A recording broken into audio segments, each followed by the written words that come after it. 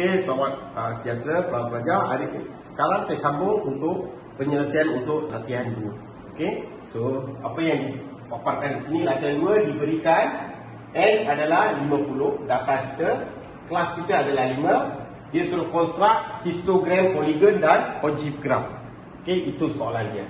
Jadi sini kita dah dapat dia punya, kita kena bina satu table di mana kita ada subjek, weight, kita ada class boundary, kita kena buat, kita dah ada frekuensi daripada data soalan yang diberikan. Yang ini saya terbitkan midpoint, okey, X, dan ini cumulative frequency saya terbitkan.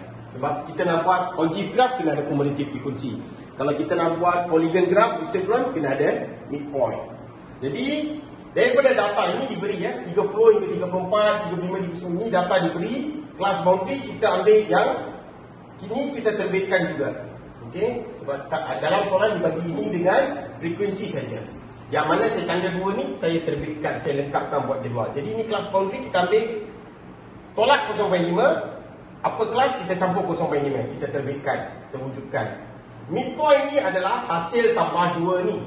Jadi ini adalah 29.5 campur 34.5 bahagi 2. Jadi midpoint ni dia adalah hasil tambah lower dengan upper bagi 2. Tambah ni bagi 2. Jadi ini adalah midpoint formula dia. Untuk cumulative frequency kita ambil 8, kita campur dengan 15, ini jawapan dia. Kita campur, ini jawapan dia. Kita campur, ini jawapan dia. Kita campur, ini jawapan dia. Jadi kita kena dapat 50, sini pun 50 sebab itu adalah maksimum data. Okey? Jadi selepas kita lengkapkan jadual ini, step yang berikutnya kita buat histogram graph ataupun saya buat 2 in 1 Saya buat histogram, lepas tu dalam histogram ada polygon graph, saya tunjukkan sekali. Jadi untuk histogram kita kena ada paksi Y kita adalah frekuensi, paksi X kita adalah class boundary untuk histogram. Jadi saya lihat frekuensi kita adalah 0 hingga 15. Saya letak sini 0 hingga 15 sampai 25.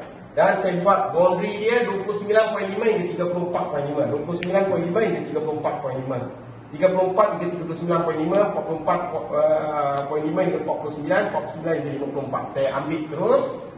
Dan di sini kamu kena buat, sebab dia tak mula dengan kosong, kamu kena buat seperti denyutan jantung. Ini menunjukkan dia bersambung, tetapi kita hanya fokuskan bahagian sini. Sebelum ini mungkin ada, tetapi data kita tak ada. Jadi kita buat tanda macam jantung ni adalah penting. Lepas tu kita lengkap. Kalau 29 hingga 34.5, berapakah frekuensi dia? 8. Jadi ini adalah 8 kita. Okey, 34 hingga 35. 34 hingga 35, berapa frekuensi? 15. Maka ini adalah 15. Jadi dia tak boleh ada gap. Dia sambung.